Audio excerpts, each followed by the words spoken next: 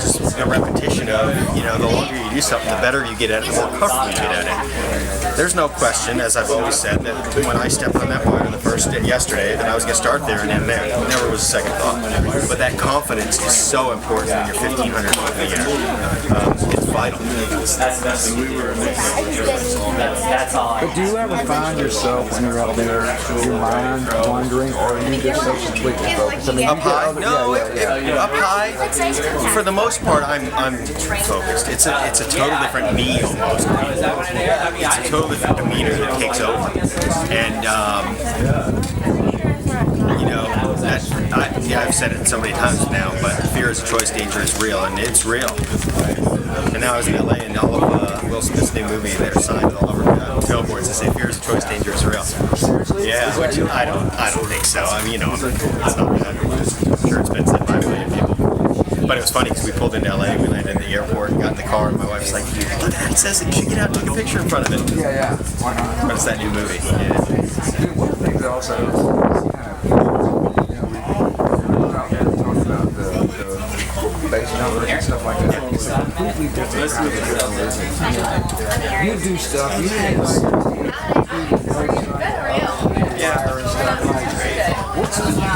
I don't know if I'm an adrenaline junkie. I don't think I am at all. I don't consider myself that at all. When you're doing a deal with that, and you see it's looking like you're going to fall down, that's how I guess there's adrenaline. I'm an entertainer, though. I love what I do, and I guess maybe it is, but it's something that I've known for so long that it's not new to me. So maybe it's not unique to me, the adrenaline. Those adrenaline junkies, I think, go out there and jump off the edge of the cliff because they want to feel that adrenaline. I don't do this because I want to feel the adrenaline. It's never my fault. Like, I gotta do this because I want that adrenaline rush. Never. How about stage fright when you're out there? I mean, how do you ever get it? No. When you're one thing, when you started performing, I started performing when I was 10, not on the wire. But when you're doing what I do, it is literally and physically your life on a line and on the line. There's no time to think about whether there's an audience watching. This TV special we live in 217. I've heard 217. I've heard 219 countries around the world. It's as big of an audience as the Olympics. It won't even cross my mind. Won't even think about it.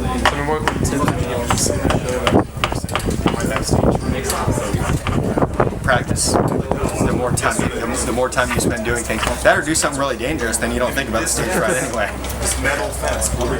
But practice can't quite make perfect, but it can definitely make you better and better. I don't believe that practice can make perfect. That's a famous quote. Practice makes perfect. Practice doesn't make perfect. Definitely not in my lifetime. My great grandfather was 73, and in my opinion, the best wire walker ever, if not the top two. And he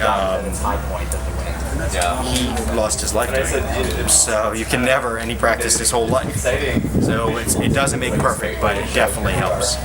How about outside of this? Are you kind of living you don't really see adrenaline, or are you like a type, or family man. I got a wife and 3 kids, and up until 2 days ago, I had a scratch on my forehead when I went out to LA, and the Discovery's like, what happened? Because I was playing on the skateboards with my kids in the front yard.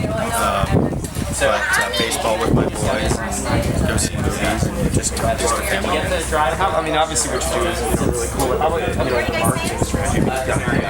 Marketing is what my life's about. I've worked my entire adult life to build a brand and to build a name. And I have incredible managers. I have an amazing wife.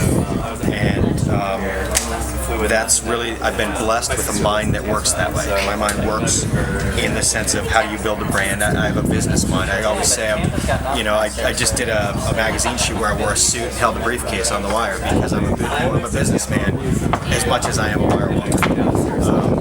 And that's really what it's about. That's how I pay my bills, is by performing.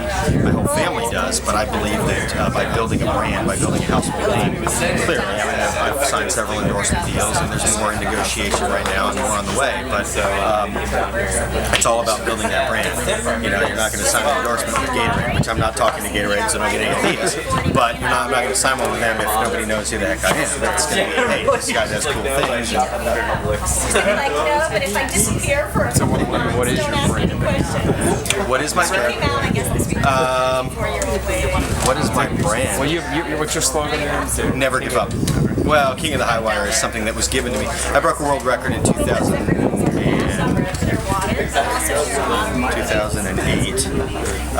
on the Today Show.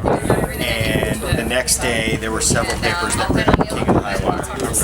And my managers absolutely loved it and said, we've got to stick with that. And they have. I've actually tried to lose it many times, and now it still follows me. I've actually tried to remove myself from that because it sounds arrogant to me, and that's not an image that I want.